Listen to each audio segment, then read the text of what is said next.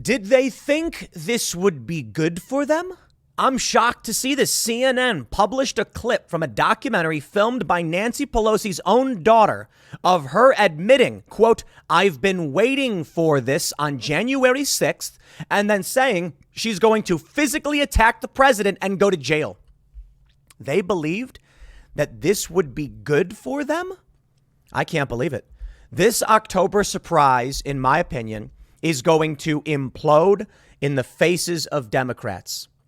Okay, what's the narrative they're trying to go for with this? That Donald Trump knew about the threats and the violence and the danger, and Nancy Pelosi was going, ooh, harumph, I say. Well, hold on there a minute, my friends. Why was Nancy Pelosi filming? Why did Nancy Pelosi have a film crew on her on January 6th? Nobody knew this was going to happen. No one knew. Or did they? Why was Nancy Pelosi's daughter filming inside on this day? Okay, fair point. Maybe it's because it was just a historic moment. It was a historic moment. Really? Okay, I guess. I just find it very strange that you have all of these things lining up together. Nancy Pelosi's daughter filming her. Nancy Pelosi saying, quote, "I have been waiting for this for trespassing on the Capitol grounds." That's a quote. And then her threatening to physically attack the president. Sounds to me like, here's what I think. I think they knew something was going to happen. I don't think they knew exactly what. I think there's questions about why the police were opening the doors. And now it's all coming together, isn't it? Conspiracy theory? No, I don't know the intent of anyone. I don't know what they thought would happen. What I can tell you is Alexandria Ocasio-Cortez publicly stated that there are police inside helping the rioters, opening the doors. One video purportedly shows a mag-locked door. You can't open that. Being released, someone hitting the button. Videos of police officers taking selfies with people. Videos of police officers opening the door, saying, I don't agree with it, but I respect it. And then Nancy Pelosi saying, I've been waiting for this, for the trespassing on the Capitol grounds. And she has a camera crew with her. Do you want to buy a lottery ticket now? Because all of these things happening as a coincidence? No. I don't know that Pelosi was involved in anything. I'm not saying that Nancy Pelosi orchestrated anything. What I'm saying is probable cause now exists for subpoenas and an investigation into what exactly was she waiting for and why. Why was she waiting for trespassing on the Capitol grounds? That's an extremely specific thing to say that you're waiting for. Okay, well, let me show you the clip. Why even bother waiting? Here we go. This was played by CNN. Secret Service said they have dissuaded him from coming to Capitol Hill. They told him they don't have the resources to protect him here. So at the moment, he is not coming, but that could change. Oh, he comes, I'm going to punch him out. This is Oh, my wow, moment. I would pay to see I've that. been waiting for this, for trespassing on the Capitol grounds. I'm going to punch him out, and I'm going to go to jail, and I'm going to be happy. There it is. She says she's going to physically attack a sitting president. I'm pretty sure that's in and of itself illegal. I've been waiting for this, for trespassing on the Capitol grounds. What do you mean you were waiting for this? How were you waiting for this? Something doesn't make sense. Now, again, I don't know what that means, and I'm not going to pretend that simply because she made she said a sentence that we know everything about what happened behind the scenes on January 6th. What I can say is AOC implied it was an inside job. I mean, there's video footage of police opening doors. Come on. Doesn't that mean inside job? It doesn't mean that the Democrats or the government, it means there were police inside that opened the doors. Does it mean every cop? No. Here's what I think we need. We need Nancy Pelosi subpoenaed under oath by the January 6th committee. And I think this would be good for her. And she can answer exactly what she meant when she said she was waiting for this. And a few other questions. Ms. Speaker, why did you have a camera crew on this day? Simple question. And there's an answer. It's January 6th. It's the counting of the electoral votes. Okay, fine, I guess. But why did you then go on to say that you were waiting for this, for trespassing on the Capitol grounds? Put those two things together. She was waiting specifically for trespassing, and she had her daughter filming all day. Let's go back in time. Alexandria Ocasio-Cortez. She goes live on Instagram, and she tells a story about hearing a knocking on her door. And then she panics. Oh, no. And she goes and hides in her bathroom. And then someone comes in the room, and she hears, where is she? Where is she? And she's thinking, the rioters, they found me. Fortunately, it was just a cop who terrified her. And this all happened on January 6th. The only problem with that narrative, and I was surprised a lot of people didn't catch this, was that her story took place a full hour before anyone breached the Capitol grounds, before anyone breached the building, before anyone had known that anything was going to happen. AOC comes out with this story. I don't understand. AOC, maybe she's lying. Maybe. I will say as a statement of fact, AOC lied. Okay, fine. Intention is difficult to prove. She was just incorrect. But no, I think lied makes more sense, and I'll tell you why. It was like a day later. Does she not remember when she went and got lunch? You see, these people are evil, and they're despicable, and I don't think you can trust them. So when AOC is able to come out and tell this story, it's simple. She lied. She used the fact that people didn't know the timeline to make a narrative about how she thought she was going to die.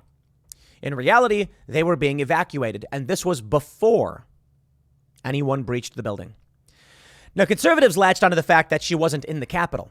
And then the media came out and they were like, the tunnels connect from the Capitol to the building that she was in. I forgot the name of it. And I had the Huffington Post reporter tweeted me saying, you're wrong. I said, I tweeted something like, something didn't make sense because they were in the video. There was a video showing like people standing around in a hallway. And then he said that was a different video or something. And then I responded with, AOC said this happened around like noon or something, but the breach of the Capitol didn't happen until 1 or something. And the Huffington Post reporter was like, oh, I was wrong. I think I did delete my initial tweet thinking that I was wrong and I got the timeline wrong. Because I was like, how does this make sense? Oh, I think what happened was she said that she was, she was evacuated or whatever. And then this reporter sends me, I think this is what happened. I could be wrong. I get sent a video and it's like, look, here's the evacuation taking place. And I went, oh, okay. And then I started digging through the timeline. I was like, wait a minute. No, she made this up. She faked the story. And now we have this from Nancy Pelosi. Yo, this is massive. You gotta tell people about this. I don't know what they were expecting from this. That Nancy Pelosi would come out and admit she brings in a film crew and then admits she was waiting for trespassing. That is so insanely specific. That is too specific. It's one thing if you were like, we're here to film a historic moment. Oh no, trespassing is happening. If it's another thing to be like, I got a film crew with me. This is the moment I've been waiting for, trespassing. What? I don't know that there was any orchestration. What I can say is, at the very least, one thing you can say, Nancy Pelosi, based on that statement, had her fingers crossed, just hoping, please, trespass. That's insane. Maybe that's why the police didn't do anything. Maybe that's why many of the police opened the doors. And maybe that's why once they got inside, one police officer murdered a woman. That's crazy, man. October surprise, Democrats reveal this themselves on CNN. CNN exclusives. Exclusive. I'm not even going to read what Pelosi said. She should be criminally charged for threatening to physically attack a sitting president. You can't do that. The footage shown by CNN had snippets of it publicly aired on Thursday by the January 6th committee. The full raw footage, however, shows the chaos taking place. Most of the film shows Pelosi's movements on January 6th, including the phone call she made to Pence asking about his safety. We're at Fort McNair, which has facilities for the House and Senate to meet as a backup plan. Should anything happen that would warrant that, Pelosi tells Pence. We'd rather go to the Capitol and do it there, but it doesn't seem to be safe. I worry about you being in that Capitol room, Pelosi said. Don't let anybody know where you are. It's amazing. CNN aired this, and did they think that it's going to help Democrats? There was an article from CNN. It said, surprise, people care more about the cost of potato chips than they do about January 6th. Duh. Why would anyone care about this? If there is one thing, I think, that will make people care less about what happened here, is a video of Nancy Pelosi saying she was waiting for this to happen, specifically the trespassing. Hold on there a minute. Nancy Pelosi said, I have been waiting for this, for the trespassing on Capitol grounds. So she's not scared. She wasn't threatened. She wasn't worried. There was no fear of physical harm. She was waiting for it to happen. Where's her security detail? She brought a camera crew. I believe this shows that at no point did Nancy Pelosi fear for her safety. She said, I've been waiting for this. Okay, let me tell you, my friends, I have a bunch of emergency food. I know a lot of people are like, Tim, don't reveal you have it. No. I say that because it is not the full extent to the precautions I've taken in the event of emergency. It's just enough for me to let you know that I do take it seriously. I have not been waiting for a moment to use it. There's not going to be a time where like a lightning strike burns my house down and I go, this is the moment I've been waiting for. Just because I've prepared for it doesn't mean I want it to happen or that I've been waiting for it to happen. No, I hope it never happens. I hope there's no flood. I hope there's no death. I hope there's no nuclear war. What Pelosi said, this is what I've been waiting for trespassing on the Capitol grounds. Extremely specific. How did she know? Why? What made her think? And why wasn't she scared? At a time when people were starting to breach were starting to enter the Capitol grounds. No fear, no panic, no let's get out of here. No, it was threats of violence. I just think it's a revelation. Quote, there's a picture of someone sitting in a chair in the Senate. We've all been evacuated. There have been shots fired. We need a full National Guard component now. Interesting. Congress's top two Democrats then joined by their lawmakers to grill Defense Secretary Christopher Miller as to the slow response. This is an emergency, Schumer says, where life and limb are at stake. You know what I see from these images? I see the corruption of America. That's what I see. Last night, we had Jim Antle from The Examiner on the show. He made a good point. He said the Constitution is gone. He mentioned the constitutional procedure is very well protected. Like, what time must this happen? And how should we transport these files? But the enumerated powers are gone. What I see here, wow. This photograph of these lawmakers, all frantic and panicked. I think the founding fathers would laugh if they saw what this country has become. The flabby, weak, and spineless running the country. Now, don't get me wrong, a lot of the founding fathers were flabby and weak too. But the founding fathers, I should say, I mean physically, they were not spineless. Not a single one of them who risked life and limb, sacrificing their blood, treasure, good honor, and their families in the name of independence. And then you look at these. I don't know what these people are. They are capital city. They are not, the founding fathers. People say they were rich white landowners. Landowner didn't mean squat back then, for the most part. Landowner meant you got somewhere and you said, my land. Congratulations. Empty land. Start building on it. And then you tried to protect and use what you could. Seriously, people staked their claims.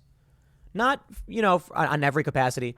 And it was having a lot to do with the cities. But yeah, and they had slaves and all that stuff. But you know what? There's a big difference between the political class and the founding fathers and what they were. For all of the bad things throughout history that we condemn and have done away with, the founding fathers still were people who, for the most part, lived and worked. There's a meme I saw. It's interesting. They said the fact that you have lived a very different life from your grandparents is actually a new phenomenon. And that's true. I was reading about the advent of guns. And I said, how did we get from muskets to, revolvers? Did you know that it took hundreds, nearly a millennia? That's crazy. The muskets have been around since like the 1300s, in wide use in the 14 and 1500s. And then we didn't get rifled muskets until the Civil War, until the 1800s. It took them that long to figure out, hey, when I carve into this, it's more accurate. So I started looking into when was the revolver made, right? Because you see these movies and they have the cowboy and he pulls the hammer back and bang. It was the first revolver was muzzle loaded. Yeah, it was a revolver, and you had to stuff the wadding and the ball, and then spin and then stuff it, and it was smart. And then you'd flint, bang, and then you'd hand crank, flint, bang, and someone thought, wow, that's brilliant. The funny thing is that it took so long to figure out how to make the wheel spin with a bunch of different chambers that go through one barrel. The early revolver. It was like 50 years later that we got percussion caps. My years are probably wrong, but the point is the distance, the amount of time between when the revolver was invented until when we got cartridges where you could load and then fire, it was generations. So your grandfather worked the farm, had your dad work the farm, had you, and you did the exact same things they did. Today, your grandfather fought in a bunch of wars, didn't have a cell phone or the internet, and now you float around on your little hoverboard thing from Walmart, texting on your phone, going down the street with a man bun, and you've not seen conflict. You can eat literally anything. You have air conditioned, clean running water. It's absolutely crazy, and I think it's fossil fuels, obviously, that have led to this. So I take a look at this picture, and it's revealing to me. This country has come a long way, and it's come a bad way. There's a lot of really great things about this country, but I tell you this right now, we need to vote these people out. We need to end this. Look at this old, flabby man, Chuck Schumer. Got to vote him out. The American people need a wake-up call. These people are crooked, they're corrupt, and they need to be voted out, and you have a chance. You have a chance in about 24 days. I mean, many of you are in early voting already. Now, I know I hear the concerns. They say, I don't trust mail-in voting. I don't trust early voting. I hear you. And that means one thing. You need to go door to door. You need to go out into the streets. You need to, you need to go outside and shake hands, smile, and ask people if they're registered to vote. Do it however you want to do it. Go into the area you think is most important, where people are underserved. If you are a conservative, you need to go into cities in deep blue areas, and you need to smile and ask people if they've considered hearing a message from the Republican Party or from the Libertarians. Look, here's an option. Libertarian Party, the Mises Caucus. Go to cities and ask people if they're willing to support them, because it would be great if we got one Libertarian member of Congress from the Libertarian Party. Instead, you get like people who like run as a Republican and then change to the Libertarian Party, and it's like, yeah, okay, fine, whatever. But that's what you got to do. You knock on doors, you smile, and you say, are you registered to vote? And here's why we're advocating for these individuals. Now, I think there's risks. We see these videos of people in cities being violent, so just be safe and don't do anything dangerous. But I think canvassing is safe. And ask people if they're willing to vote against corruption and war. One thing you can ask, Gen Z. You say, will you be willing to go and fight in Ukraine when the military draft is reinstated? And they'll say no. Okay, then. You need to vote against Democrats and neocon Republicans then. You need to support MAGA Republicans who do not want war. That is your only option. If the Democrats get their way and win, and we enter nuclear World War III, they will draft you, Gen Z. It will be you. You will get the letter in the mail, and they're going to say you either join up or you go to jail. And you're going to say, but I don't want to go fight in Ukraine. And they're going to say, don't you want to be a part of the movement? Come on. And then one day, you'll be sitting in a rubble-filled urban wasteland, eating a can of beans, when you'll start to hear, and you'll look up, and the last thing you'll think as the airstrike barrels down upon your location is, I should have voted against the warmongers. And then your mother will be sitting in her living room, and she will hear a knock at the door, and she'll stand up and she'll walk over and open the door, and there will be two men holding an American flag. And then she will realize exactly what that means. And in that moment, as soon as she sees it and it clicks, she'll think, I should have voted against these people. But you'll be dead. And your mother will get to live with that.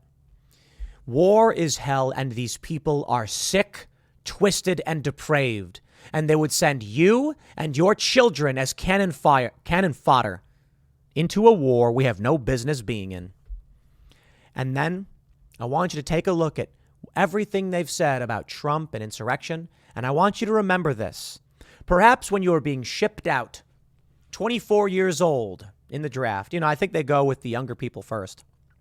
You'll think to yourself, what did she mean when she said, I've been waiting for this, for trespassing on the Capitol grounds? Why would she have been waiting for that? How could she have predicted or even thought something like that could happen? She was waiting for it? She was waiting for it. She wanted it to happen the moment she's been waiting for? Is it possible that she helped facilitate what she had been waiting for, this moment? Very specific moment? I wonder. Well, good luck overseas. The people of Ukraine can really use your help. That's true. And I feel for them. So I'm 36. I'm not going to get drafted unless there's probably an invasion here. So it'll be you. I warned you. Don't say I didn't tell you so. So I hope you remember that. And this is probably more of a statement for 16-year-olds, too. You're not voting, but, just remember that it'll be your mom and dad, standing in front of your closed casket, if they can even get your body back, because they voted for this war. And I know it's kind of a crappy thing to say, but I want you to really understand why it is the war is bad and why it is people like me and other anti-war individuals dramatically oppose this. It will be your mother crying at your funeral, and it will have been you who voted for it. Good luck. Next segment's coming up at 1 p.m. on this channel. Thanks for hanging out, and I'll see you all then.